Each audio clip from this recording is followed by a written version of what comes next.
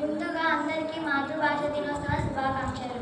నేను ఇప్పుడు కొన్ని శతక పద్యాల గురించి చెబుతాను. వేరు పురుగు చేరి వృక్షంబు జరుచును, జీడ పురుగు చేరి చెట్టు జరుచు, కుస్థితుండు చేరి గుణవంతుడు జరుచర, విశ్వదాభిరామ వినురవేమ. ఈ పద్యాన్ని రచించినటువంటి కవి గారి పేరు వేమన. దీని యొక్క భావం: వేరు పురుగు వేరు తొలచి ఎంత పెద్ద చెట్టునైనా పడేస్తుంది. చీడ పురుగు చెట్టుపైకి ఎక్కి చెట్టుని పాడు చేస్తుంది. అలాగే కీడు చేసేవాడు గుణవంతుని కూడా చెడగొడతాడు.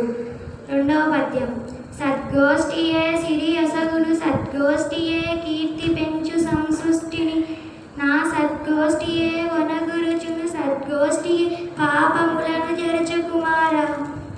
ఈ పద్యాన్ని రచించినటువంటి వారి పేరు పక్కి అప్పన్న నరసింహం. దీని యొక్క భావం: మంచి వారితో స్నేహం చేయడం వల్ల, వారితో గడపడం వల్ల సంపద పెరుగుతుంది, పేరు ప్రతిష్టలు వస్తాయి, సంతృప్తి కలుగుతుంది, పాపాలు కూడా తొలగిపోతాయి.